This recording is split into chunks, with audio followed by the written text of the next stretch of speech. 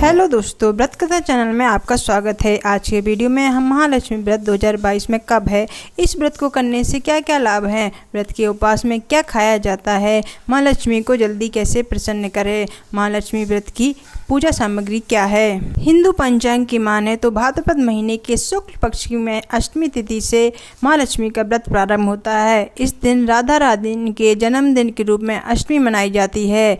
महालक्ष्मी व्रत 3 सितंबर 2022 अष्टमी से शुरू होकर 16वें दिन यानी 17 सितंबर को समाप्त होगा। इस दिन विधि पूर्वक श्रद्धा से महालक्ष्मी व्रत रखा जाता है। पूजा अर्चना के साथ ही इस दिन महालक्ष्मी व्रत का पाठ करना चाहिए। इससे महालक्ष्मी प्रसन्न होती हैं, भक्तों पर अपनी कृपा दृष्टि बनाए रखती हैं। ऐसी मान्यता है कि इस व्रत के प्रभाव से व्यक्ति को कभी धन्य धन की कमी नहीं होती, यश कीर्ति और ऐश्वर्य की प्राप्ति होती है। महालक्ष्मी के साथ भगवान गणेश की भी पूजा की जाती है।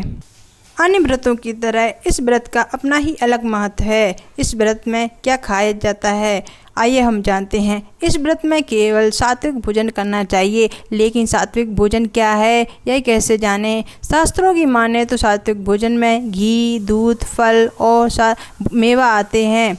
इस व्रत में केवल मीठी चीज़ों का ही सेवन करें। दूध से बनी किसी भी चीज़ का सेवन कर सकते हैं, लेकिन इसके अलावा कोई अन्य खाद्य पदार्थ ना खाएं। क्या ना करें, महालक्ष्मी के व्रत के दौरान 16 दिनों तक घर में शुद्ध भोजन का ही सेवन करें। इसके अलावा शराब, मांस का सेवन भूलकर भी ना करें, इससे माँ लक्ष्मी नाराज हो जाती हैं। महालक्ष्मी पूजन की संपूर्ण विधान सामग्री। महालक्ष्मी व्रत 16 दिन के होते हैं। इस व्रत में अन्न ग्रहण नहीं किया जाता है, केवल मीठा भोजन ही किया जाता है। 16वें दिन महालक्ष्मी व्रत का उद्यापन करते हैं। महालक्ष्मी व्रत के इन दिनों में रोजाना सूर्योदय से पहले जाकर स्नान के बाद महालक्ष्मी का 16 दिन का व्रत का संकल्प लें अपनी सुविधा अनुसार। यदि आप 16 दिन का व्रत नहीं रख सकते तो शुरू के 3 दिन या आखिरी के 3 दिन भी व्रत रख सकते हैं। 16 दिन के व्रत का संकल्प लेने के लिए कलाई पर 16 गांठ वाली मौली बांधें और शाम के समय महालक्ष्मी की पूजा शुभ मुहूर्त में उत्तम फलदायी मानी गई है। शाम के समय पुनः स्नान कर लाल वस्त्र पहनकर पूजा स्थल की सफाई कर चौकी पर लाल कपड़ा बिछाएं।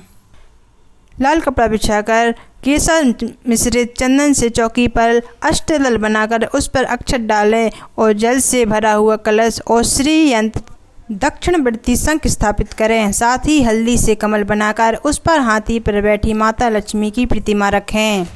इसके बाद माँ लक्ष्मी के 8 रूपों की आराधना करें। माँ लक्ष्मी की प्रतिमा के सामने चांदी के सिक्के कौड़ी रखें।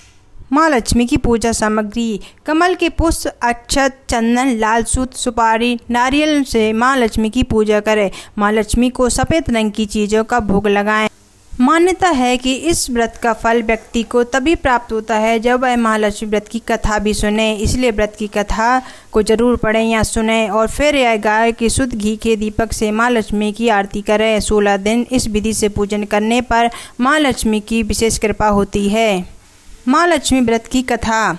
एक गांव में एक गरीब ब्राह्मण रहता था। वह नियमित रूप से जगत के पालनहार भगवान विष्णु की आराधना करता था। उसकी पूजा भक्ति से प्रसन्न होकर भगवान श्री विष्णु ने दर्शन दिए और ब्राह्मण से वर मांगने के लिए कहा।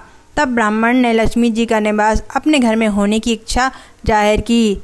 ब्राह्मण की इच्छा जानकर भगवान विष्णु ने लक्ष्मी जी की प्राप्ति का मार्ग बताया। उन्होंने बताया कि मंदिर के सामने एक स्त्री आती है जो यहाँ कर उपले थापती है। तुम उसे अपने घर आने का निमंत्रण देना, वहीं देवी लक्ष्मी है। विष्णु जी ने ब्राह्मण से कहा, जब धन की देवी माँ लक्ष्मी के तुम्हारे घर पधारेंगी तो तुम्हारा घर धन्य धान से भर जाएगा।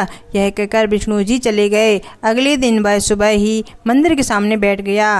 लक्ष्मी जी उपले थापने के लिए आईं। ब्राह्मण ने उनसे अपने घर आने का निमंत्रण किया। ब्राह्मण की बात सुनकर लक्ष्मी जी समझ गईं कि यह सब विष्णु जी के कहने से हुआ है। तब लक्ष्मी जी ने ब्राह्मण से कहा, मैं तुम्हारे घर चलूँगी, लेकिन इसके लिए तुम्हें पहले महालक्ष्मी व्रत करना होगा। 16 दिन तक व्रत करके 16वें दिन रात्रि को चंद्रमा को अर्घ्य देने से तुम्हारा मनोरथ पूरा होगा। ब्राह्मण ने देवी के कहे अनुसार व्रत और पूजन किया और देवी को उत्तर दिशा की ओर मुँह करके पुकारा। इसके बाद देवी लक्ष्मी ने अपना वचन पूरा किया। ऐसी मान्यता है कि उसी दिन से इस व्रत की परंपरा शुरू हुई थी। इस व्रत को रखने वाली सुहागन महिलाओं को सुहाग का सामान जैसे साड़ी, बिंदी, सिंदूर, बिछिया, चूड़ी अर्पित करनी चाहिए। ऐसा करने से सुहाग की उम्र बढ़ती है और घर में सुख शांति रहती है। फूल चढ़ाएं, फूल चढ़ाकर दीपक जलाएं। विधिवत पूजा करने के बाद माँ लक्ष्मी को कमल गट्ठा चढ़ाएं और आरती करें। भोग लगाने के बाद माँ लक्ष्मी स्तोत्र और कथा पढ़ी जाती है। अगर आपको मेरा वीडियो अच्छा लगा हो तो कृपया मेरे चैनल को सब्सक्राइब करें। कमेंट में जय श्री कृष्णा लिखना ना भूलें। जय श्री कृष्णा।